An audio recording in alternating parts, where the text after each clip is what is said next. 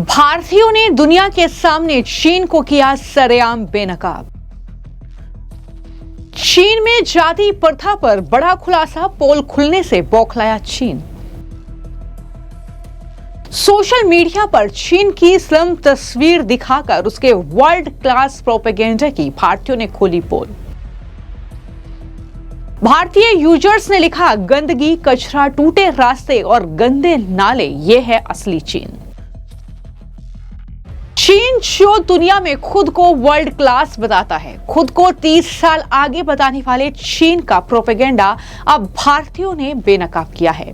Communist चीन, जहां सबके लिए बराबर मौके का दावा किया जाता है, लेकिन वहां भी जातिवाद चलता है। भारतीय यूजर्स ये दावा कर रहे हैं कि चीन में भी कास्ट सिस्टम चल रहा है।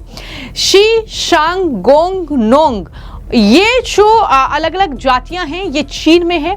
और भारतीय जो यूजर्स हैं, उन्होंने चीन के सामाजिक ताने बाने की तुलना भारत की जाति व्यवस्था से करनी शुरू कर दी है। उनका तर्क है कि चीन में एक ऐसा सिस्टम है जो तय करता है कि आप किस घर में पैदा हुए हैं, उसी हिसाब से आपको मौके मिलेंगे।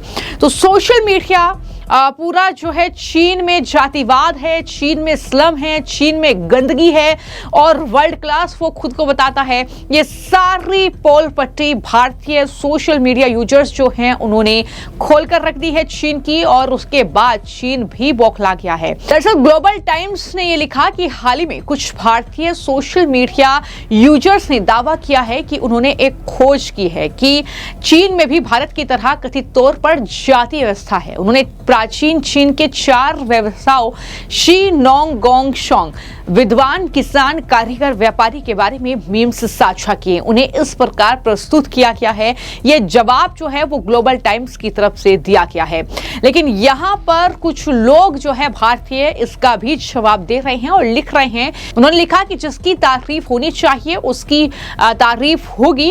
एक्स पर भारत के जो समर्थक हैं, देशभक्तों के एक ग्रुप ने उन मुद्दों पर जबरदस्त चर्चा छेड़ दी जिन्हें चीन छिपाकर रखना चाहता था। इस कैंपेन का असर इतना जबरदस्त रहा कि चीन के सरकारी English media outlet global times को भी अब सफाई देनी पड़ रही है। यानी कुल मिलाकर चीन जो खुद को कम्युनिस्ट कहता है, कोई जातीय व्यवस्था नहीं है, यह दावा चीन करता है, लेकिन चीन ने भी अपने देश में भले ही व्यवसायों को बांटा है, लेकिन विद्वान, किसान, कारीगर और व्यापारी के तौर पर उन्हें बांटा गया है। तो ये एक तरीके की जातीय व्यवस्था ही है, ये साफ तौर पर भारतीय कहते हुए नजर आ रहे हैं। जहां तक सोशल मीडिया यूजर्स की बात है, तो चीन के हुको सिस्टम को जातीय व्यवस्था से भारतीय जोड़ रहे हैं। हुको चीन की हाउस होल्ड रजिस्ट्रेशन सिस्टम है। यूजर्स का दावा है कि यह एक तरह का जातिवाद ही है जो शिक्षा, स्वास्थ्य, वेलफेयर स्कीम और दूसरे आर्थिक गतिविधियों तक लोगों की पहुंच को प्रभावित करता है। और सिर्फ चीन में जाति को लेकर ही नहीं, बल्कि चीन जिस तरीके से खुद को वर्ल्ड क्लास बताता है, 30 साल आगे खुद को बताता है दुनिया से, लेकिन वहां की तस्वीर जो सामने आ रही है वो हैरान कर देने वाली है। और वहां पर गंदगी का अंबार है, वहां पर स्लम एरिया है, जो चीन दावा करता है कि उसके वहां पर कोई स्लम एरिया नहीं है। लेकिन ये तस्वीर आप देखिए, जहां पर कीचड़ है सड़कों पर, गंदी नालियां हैं, और इस तरीके से ये तस्वीरें हैं चीन की, जो एक अलग तस्वीर है जिसको देखकर लोग हैरानी भी महसूस कर रहे हैं कि आखिर क्या चीन ऐसा है।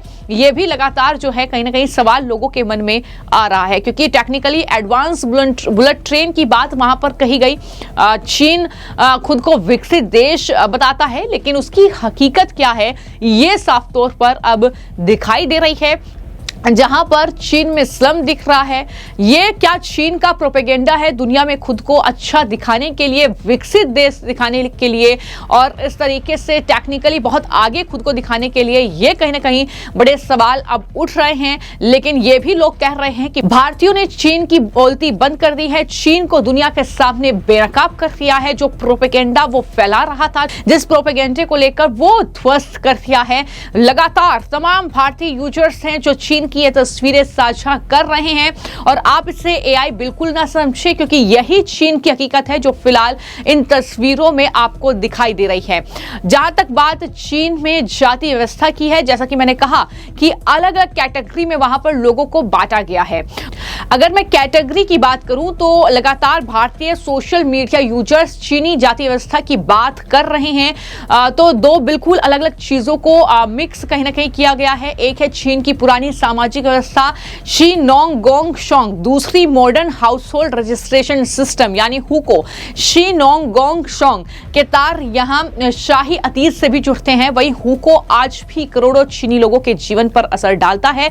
कम्युनिस्ट पार्टी के उदय से पहले चीनी समाज एक सामाजिक ढांचे में बटा था जिसका नाम है शी नोंग गोंग शोंग, जिसमें लोगों को 4 ग्रुप में बांटा जाता था। आज भी वो व्यवस्था कायम है। ये लोग लिख रहे हैं शी यानी पढ़े लिखे विद्वान और सरकारी अफसरों को इस कैटेगरी में रखा जाता था, इनको सबसे ऊपर माना जाता था। नोंग इस कैटेगरी में किसानों को रखा जाता था, इनको दूसरे स्थान पर रखा गया क्योंकि ये देश का पेट भरते हैं। गोंग कारीगर और मजदूर अपने स्किल से सामान और हथियार बनाने वाले कारीगरों को तीसरे स्थान पर रखा गया और चौथे स्थान पर थे शोंग व्यापारी और दुकानदार, इनको सबसे नीचे रखा गया क्योंकि चीनी विचारक कन्फ्यूशियस मुनाफा कमाने को अच्छी नजर से नहीं देखते थे। तो इस तरीके से लोगों को उसमें बांटा गया। आज भी ये व्यवस्था चल रही है, ये दावा कर रहे हैं, तस्वीरें साझा कर रहे हैं, लेकिन कुल मिलाकर कहीं ना कहीं चीन जो खुद को दुनिया में एक बहुत एडवांस, एक बहुत विकसित देश दिखाने की कोशिश हमेशा से करता रहा है, कहीं ना कहीं भारतीयों ने इन ट्वीट्स के साथ, इस पोस्ट के साथ, इन तस्वीरों के साथ चीन की पोल खोल कर रख दी। Oh yes, that's something that we are following very carefully because we do feel that as upper riparians, India has been a very responsible upper riparian. We're ready to conclude treaties and we follow if there is a treaty unless the other side causes really harm, like happened in the Indus Waters Treaty, then we held that in abeyance. But otherwise, we are very particular about following treaties, and we feel that China, as an upper riparian, must keep the lower riparian countries informed and involved. And I think that the lower riparians of the Brahmaputra, where the Tsangpo comes into India, known as the Brahmaputra, they must get together and discuss this matter. China has this crazy, absolutely, I don't know, it's even scientifically doable.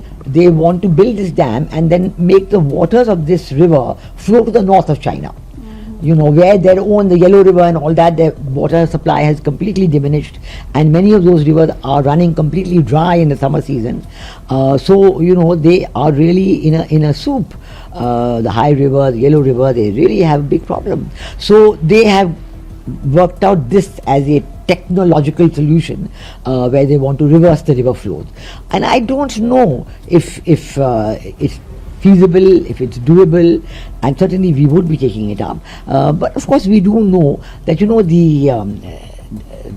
the place where this dam is built, it's very close to the turning point in the Tsangpo River before it enters India, enters Arunachal Pradesh. And that point, once it turns south into Arunachal Pradesh, a lot of water regeneration takes place at that time. So the flow in the Brahmaputra is replenished at that point, and then when it comes down into the plains, you have large amounts of water.